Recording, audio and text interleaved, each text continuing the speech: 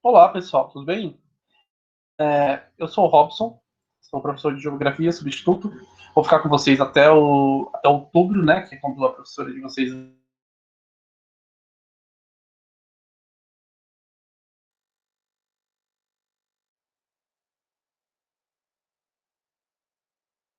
dá licença. E eu queria trabalhar com vocês no segundo bimestre, até porque nesse momento de pandemia a gente também não absorve muita coisa, né? Então é bem complicado e a gente tem que sempre reforçar,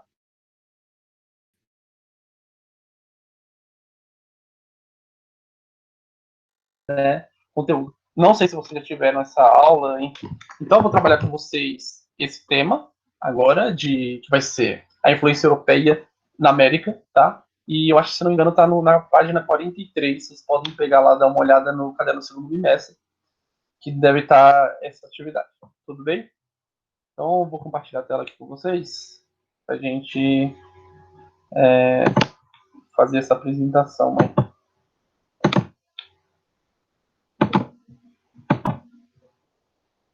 Bom, vamos lá. Influência europeia na América. Vou tentar ser bem breve, tá? Para não tomar muito tempo, para não ficar uma coisa muito extensa. Então, vou passar bem rápido, só para vocês terem uma noção rapidinho. Bom, a influência europeia ela pode ser aí, ela pode ocorrer na arquitetura, na ciência, na arte, na música, na política. Coloquei esses 5 elementos, mas pode também colocar aí na agricultura, na cultura, sei lá, na economia, em diversas outras áreas, né, que você possa imaginar, tem uma influência europeia, né? Porque a gente foi uma colônia de Portugal, a gente recebeu diversas influências também de outros países aqui, europeus. Então, temos uma influência europeia muito grande, né, aqui no Brasil. Não só no Brasil, mas como na América inteira. E aí, falando de arquitetura, temos aí a Catedral da Sé, né, com estilo neogótico, que vigorou ali do século XVII ao século XVIII, né? E também o Teatro Municipal. Eu estou citando dois monumentos que são da cidade de São Paulo, tá? Mas assim, a gente pode expandir para qualquer outro lugar da América e a gente vai ter aí uns monumentos também com uma influência europeia. E o Teatro Municipal tem esse estilo eclético com uma mistura, que é uma mistura, né, do Renascimento com o estilo barroco, que durou aí do século XIX até o século XX. Citando como exemplo a Catedral da Sé, a gente tem aí ela, não sei se vocês conseguem ver, mas tem umas pessoas no pé da catedral, e olha só a diferença do tamanho dessas pessoas pro tamanho da catedral. É muito, eu não sei se vocês já foram lá, mas é muito gigante. Ela é muito enorme de altura e tal. E assim, isso não é por acaso. Por quê? Eles faziam isso de propósito para que você criasse uma certa intimidação. Isso era uma forma de demonstrar o seguinte: você é insignificante diante do tamanho de Deus, né? Então seu tamanho é insignificante diante do tamanho de Deus, diante do tamanho do mundo, né? Então era para você realmente ficar intimidado e se sentir uma pessoa menor diante, né, de tudo isso, diante da grandeza de Deus, né? Então esse estilo ressalta muito isso, né? De tamanhos e coisas muito grandes, justamente para que você crie esse medo, né? Esse receio de, por exemplo, enfrentar Deus, porque você é muito menor que Deus, né? Então tem isso, tem essa influência. E aqui também temos a arquitetura do Teatro Municipal, né? Que tem toda uma estética, um estilo europeu, né?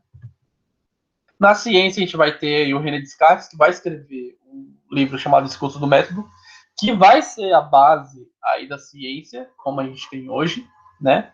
A ciência, conforme a gente chega hoje, tem muito dessa influência do René Descartes, né? Através desse livro que ele escreveu, Discurso sobre o Método. E a cartografia, que faz parte da ciência também, vai ter uma influência muito grande, por exemplo, ideologicamente. E a ciência ela não é neutra, né? Isso aí a gente não precisa entrar nesse assunto agora, mas enfim, a ciência ela não é neutra e a cartografia ela vai exercer uma função ideológica, né? Em função disso. E como? Aqui coloquei dois mapas. Esse aqui é um mapa de uma projeção de Mercator, que é um cartógrafo que fez esse tipo de mapa. E aí, o que acontece? Nesse tipo de mapa, ele preserva a área, ou seja, a forma do continente. Né? Então você tem um desenho e ele preserva esse desenho. Só que em compensação ele distorce o tamanho, né? Então, por exemplo, se a gente for pegar o Brasil, que está aqui, não sei se estão conseguindo ver a seta, mas enfim, o Brasil que está aqui em laranja e a Europa aqui em roxo, a gente vê uma Europa bem grande, consideravelmente grande, em comparação ao Brasil, por exemplo, né? O Brasil aqui está grande, mas a Europa também está muito grande aqui. E aqui eu coloquei com uma seta a Groenlândia. Olhem o tamanho da Groenlândia. Ela está muito grande aqui, certo? Em laranja, uma setinha. E aí, se a gente passar para cá para o lado, a gente vai ter um outro tipo de projeção. Esse tipo de projeção ele vai preservar a área e não a forma do continente. Ou seja, o desenho ele não está tão preocupado com o desenho, está preocupado em mostrar o tamanho da área de cada continente. E olhem aí a diferença, nesse caso, do tamanho da Europa e do tamanho da América. Olha a diferença do tamanho do Brasil, por exemplo, em relação à Europa. Está muito maior em comparação a um outro mapa, né? O Brasil ainda. O Brasil é menor do que a Europa inteira, mas assim, a Europa tem cerca de 10 milhões de quilômetros quadrados e o Brasil tem 8 milhões. Então, assim, não é uma discrepância muito grande de tamanho, né? E aí vocês olham a Groenlândia aqui e olha aqui. Olha a diferença de tamanho.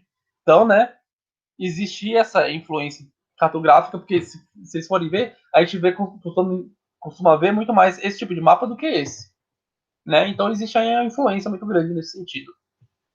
E aí, outra coisa que é muito influente nesse sentido também, né, de exercer influência ideológica, é a posição onde a Europa está.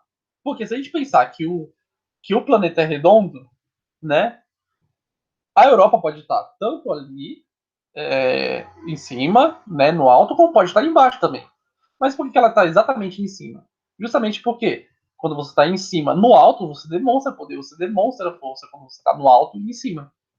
Então o modo da Europa demonstrar como ela é importante, como ela é, né, diferente e mais importante que os outros continentes. Então, esse tipo de continente, esse tipo de cartografia foi muito difundida para demonstrar o tamanho da Europa em relação ao restante dos países, dos outros continentes, né? E demonstrar essa força. Tudo bem? Passando aqui. E aí isso se reflete, inclusive, nos nomes dos países, né? Dos continentes e tudo mais. A América, por exemplo, ganhou o nome do Américo Vespúcio, que foi um dos navegadores que chegou aqui na América e tal, e que descobriu que, na verdade, a América não era como imaginava o Cristóvão Colombo, que acreditava que a América era uma parte da Índia, né, ou da Ásia e tudo mais. E não era, né?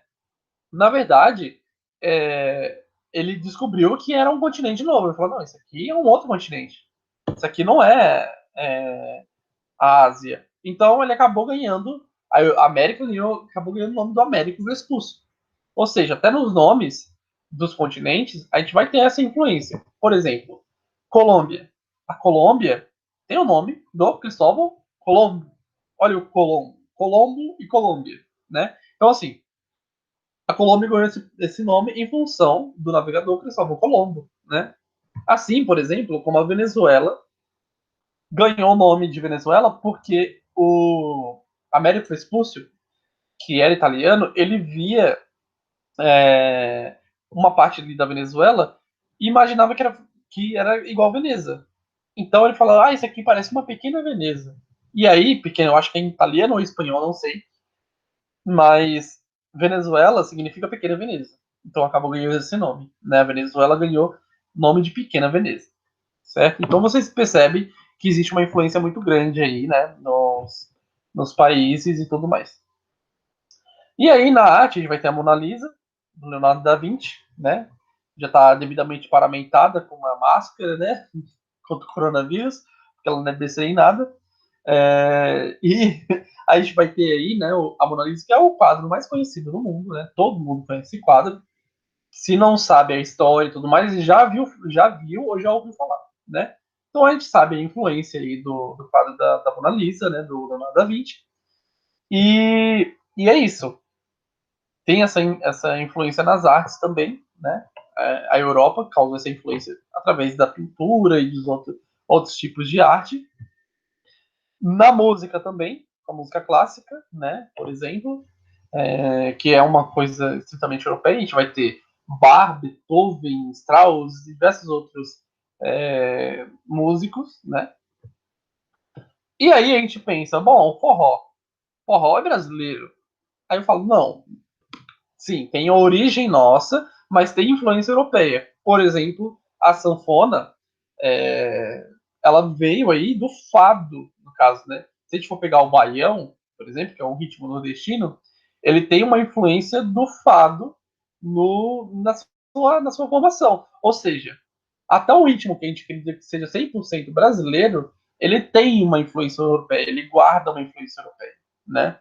O forró, ele tem essa participação da Europa muito grande. Embora a gente ache que seja, né, um ritmo nacional, mas não é. E aí, para encerrar, na política a gente vai ter aí o Montesquieu, que ele vai escrever um livro que vai das bases da política como a gente conhece hoje em dia. E aí a gente tem, por exemplo, as praças dos três poderes, né, que é o judiciário, o executivo, o legislativo. E o Montesquieu, ele vai escrever um livro que vai criar esses três poderes, né? Esse livro dele é muito importante para a construção da democracia e do modo como a gente enxerga, que é o nome do livro é O Espírito das Leis, né? Então ele vai escrever esse livro e vai dar a base para a gente de todo o conhecimento que a gente tem de democracia e tudo mais, tem uma importância muito grande por conta do Montesquieu. Então, o que eu quero dizer para vocês, encerrando aqui a apresentação, é que a Europa ela tem uma influência muito grande na América como um todo, né? Ela vai ter uma influência na política, como eu mostrei em alguns casos aí, arquitetura e tudo mais, e para a gente pensar sobre isso, né? Sobre o quanto essa influência nos moldou, certo? Então é isso, gente. É uma coisa bem rapidinha mesmo, e é por isso, hoje é por isso. Tudo bem? Até mais.